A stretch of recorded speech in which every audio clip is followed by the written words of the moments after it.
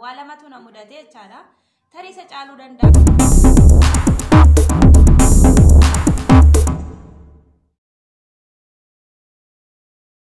Du'aa goftaa keenya Yesuus Kiristoos kan yaadannoo bara 2021tiin wal qabsiisee hiriyoota koo wajjin wal argee haala namatti toluutiin kabajaa jira jechuudha guyyaadha. Akkasuma yaadolee garaagaraa irraa barattanii hiriyoota koo wajjin wal isin barsiisuu isiniif qabadhee dhiyaadheeti jira. Kanaaf viidiyoo kana yoo jaallattan immoo sheer gochuudhaan hiriyoota keessaniin gaa amma xumura viidiyoo kanaatti na hordofaa affeeraa kooti. Kallattiidhumaan gara keessummoota kootiittanis isin dabarsa. Turtiin keessan waliin haa ta'u. Eessayyuu dhaqina. Tole mee ofii kee beeksisiitii gara gaaffii kootiitti osoo hin darbiin dura ayyaana kana gooftaan guyyaa kana nuu kennu isaatitti waan sitti dhaga'amu gabaabsitii nuuf ibsi. Okay, nagaan nagaarra caalu nagaan waaqayyo waaqa jiraataa isiniif haa ta'u. Ani maqaan koo Likkeen jedhama akkuma beekamu gooftaan ayyaana isaa isiniif haa baay'isu. Inni guddaan baga guyyaa yaadannoo gooftaa keenya Yesuus Kiristoos bara 2021 du'aa ka'uu isaatiin isiniin ga'e jechuun jaalladha. Ani nagaan qaba. Isinis akka nagaa qabdan abdii fi amantii guutuun qaba. Egaa haala hundumaa keessattuu akka isa galateeffannuu fi akka nagaa taanee nagaa wal jijjiirru inni nu gargaare Kiristoos maqaan isaa kabajamu bakka jirtanutti nagaan waaqayyoo irra deebiidhaan isiniif haa ta'u. Tole nagaan waaqayyoo isiniif haa baay'atu maatii waaqayyoo akkam jirtu nagaa keessanii nagaa godha waaqayyoo haa galatu. Akkuma beekamu guyyaa irraa ayyaana sababeeffachuudhaan obboloota qofaan akkasitti bareedee fuula keessanitti argamnee jirra. Inni akkanatti bareechee walitti nu qabe waaqayyoo galata guddaa argatu. Maqaan koo Seenaan jedhama. Kunoo gammannee jirra ayyaana dabarsaa jirra baay'ee nutti toleera eebbifama. Egaa galatooma isiniin jecha hiriyoota koo ammamee gaaffii tokko isin gaafadha.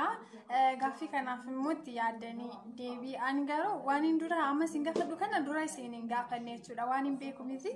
Anis hordoftoonni koo ammuma isin irraa baruu barbaanna jechuudha.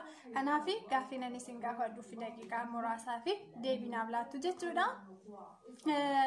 Mee kallattiidhumaan gara gaaffii kootiitti yoo darbinu yeroo baay'ee biyya Arabaatii namoonni lafa onaati jedhu karaa sooshaal miidiyaa garaagaraa irratti yeroo argu barreeffama irratti haa ta'u dubbii isaanii keessatti haa ta'u lafa onaa yeroo jedhantu jira jechuudha. Ani dhumarra yaada koo isiniif ibsa. Meesii fi biyya Arabaa jechuun akkami lafa onaa dhumamoo akka namni jedhu musiif waan biraadha jetta maalidha? Okay, gaaffii keetiif guddaa galatoome.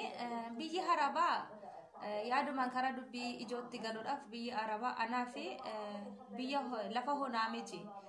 Sababbiin isaa kakuudhaan manaan bahee kakuudhaan hin gaggeeffame waan ta'eef anaaf biyyi halaa yookaan biyyi Arabaa gola hormaas natti hin taane biyya lafa onaas natti hin taane jireenya hafuura kootiifis jireenya foon kootiifis akkuma argitan kana kinoo baay'ee natti tolee jira foonittis hafuurattis jechaadha. Tole obboloota koo akkuma obboleettiin keenya jettee namoonni baay'een biyya Arabaa lafa onaadhaa jedhanii dubbatu. Garuu warra waaqayyoof hin qabne itti fakkaachuu danda'a. Garuu warra kakuudhaan manaa bahanii waaqayyoon gaggeeffaman garuu lafa onaati jedhee yaadu. Wantoota baay'ee barannee ani karaa kiyyaan wantoota baay'een baradhee hafuura kootti baay'een dabaleen jira. Kanaafiyyuu lafa onaati jedhee kaa'uu hin danda'u. Bakka waaqayyo jiru dirree bashannanaati malee lafa onaati jedhee nama jechuudhaan. Kanaafiyyuu lafa onaa miti jedhee tanaa malan. Tole guddaa galatooma yaada keessanii fi dhuguma akkasin jettan yeroo baay'ee namoonni egaa daawwattoonni koo isiniifis biyya Arabaa maal akka ta'e isiniyyuu itti yaaddanii deebistuu fi keessaniif deebii ofii kennitu osoo hin gaafatame ani akkamiin jedha jettanii deebisa ofuma keessanii ofii kennitu jechuudha. Anaafis biyya Arabaa lafa onaa miti. Yeroo baay'ee namoonni yeroo lafa onaa namni jedhanii natti jechuun anaaf lafa onaa miti waan ta'eef lafa onaa natti hin fakkaatu jechuudha. Sababni isaayyuu lafti waaqayyo jiru hundumtiyyuu lafa onaa miti. Dirree bashannanaati, iddoo boqonnaati, iddoo gaariidha. Biyya lafaa kanarra amma jirrutti immoo iddoon hundumtiyyuu kan keenya miti, biyya keenya miti. Biyyi keenya ol waaqarra waan ta'eef mana harka namaatiin hin ijaarramne, ija namaatiin hin argamne, kuufannee waaqarraa qabne waan ta'eef biyyi lafaa ammarra jiraannutti iyyuu keenya miti jechuudha.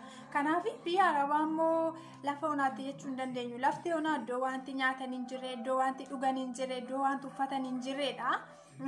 Lafa homtuu hin jirre jechuudha.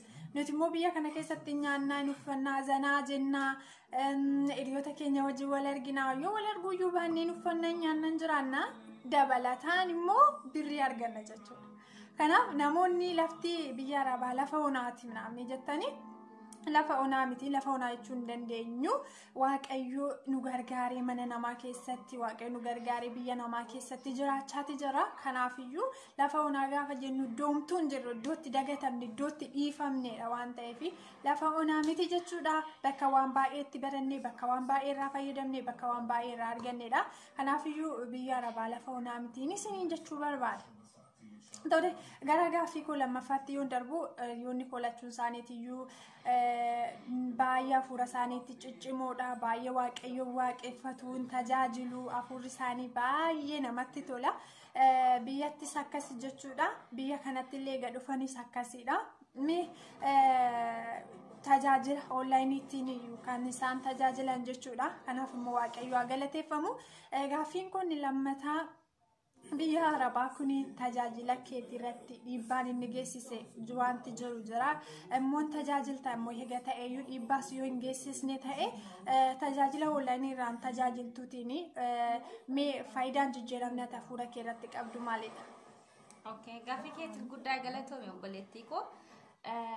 Tajaajila karaa tajaajila kiyyaatiif yaa'u jireenyi hafuura kootii yoo dabalaa bule malee wanti inni hir'ate tokko hin jiru. Biyya waaqan beenne gola waaqan beenne keessatti dhugaadhaa haala mijataan waaqayyoodhaan tajaajilaa jira. Iddaan karaa waldaa onlaayinii kanarraa dhufee tajaajila koottis foon koottis hafuura koottis hin dadhabne tajaajila koo tajaajilaa jira. Gargaarsi kun hunduu kan naaf ta'e akkuma ani murteeffadhee gooftaan Yesuus Kiristoos humna naa ta'e na gargaaree jira. Gaafan biyya kana dhufee akkuma seenanii amantaa koo itti himee jarri kun illee nan dhiibne dhugaadha waan inni ani qabu mana kanarrattuu mo'ee jira. Sababbiin isaa gaafa furmaata tokko dhaban gaafa dhibamaniyyuu waaqa kee kadhadhu gaafa isaan naan jedhan waan inni narra jiru narratti ulfina argate mana kanarratti ulfina argate waan ta'eef waaqayyoon koo kabajamu karaa hundumaanuu bilisahan.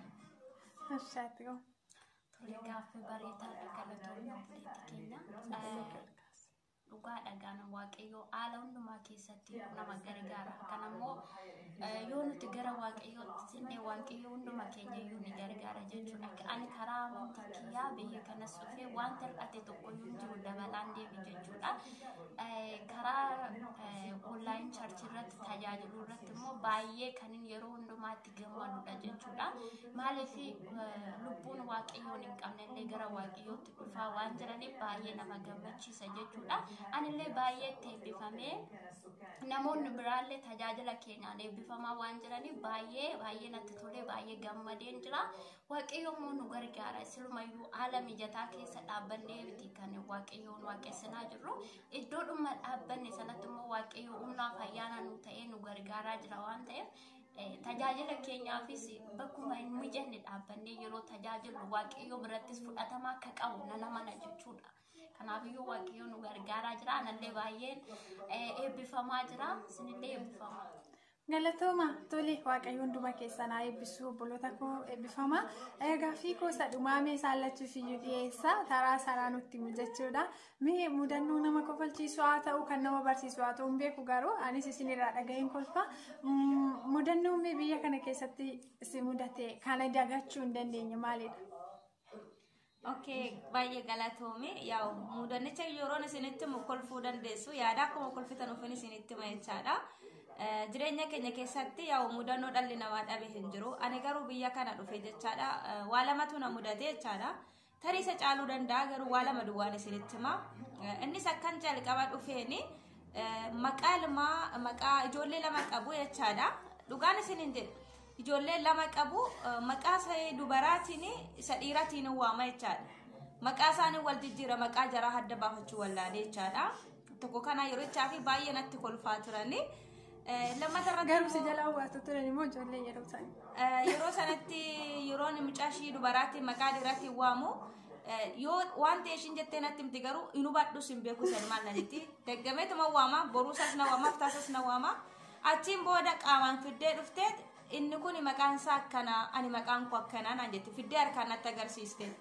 achumaaniin laalame waa barachuu dhugaan isin jedhe gafan biyya bahu dhiifama na godha ABCD lakkaa'e malee afaan arabaa kanan beeku isin jechuu barbaade tananii lamata irratti immoo mudannoo na argate keessaa gaafa tokko liiftii seeneetuun jechaadha dhugumaan isinitti mee liiftii seeneetuun ibsaan irratti bade daqiiqaa 10 guutuu wayini liiftii keessa taa'e guyyaa gaafa sanaa jechaadha kiiloo 10 balaa hin qannane dhugaa isinitti garuu torbee tokkoof nan urgufame nyaatallee na jibbisiise mudannoon kun yoomiyyuu jireenya koo keessatti hin dagatamu midhaan nyaachuun dadhabee dhugaan isinin jedhe daqiiqaa 10 liiftii keessa dukkana keessa taa'u jechaan nama jira awwaalame jechaan kanaaf mudannoon kun yoomiyyuu taanaan hin dagatamu ani garuu funanaaf maaliif hin beeku toonnaa kaanii waanan bareeti in dhufa ida yaada garuu achi keessatti nani iyyaa namni naasaa kun jiru bilbila of harkaan qabu nani barri reebaa daqiiqaa 10 guutuchi keessa taa'een kiiloo 10 balaa qannase amma akka nama furdadhe kanaa miti dhugaan isinitti hima.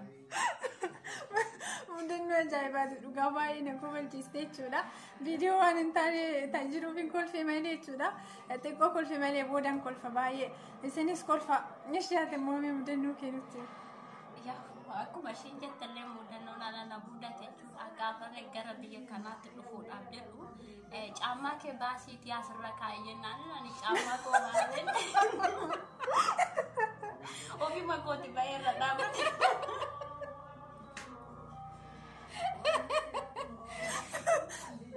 Kanatu na mudate ala.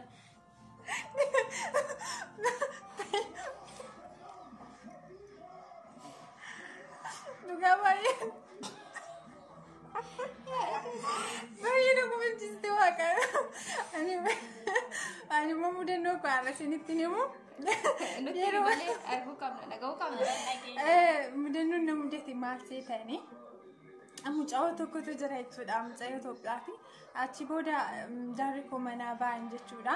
Achi booda suura kaana malee hin jedheen suura ka'uun jaaladha. Achi booda hin kaanuu naan jenna. In kaana malee hin jedheen in kaanuu naan jettee na rakkisee jechuudha. An rakkisee jennaani tolee jettee suura ka'uu dhufte jechuudha.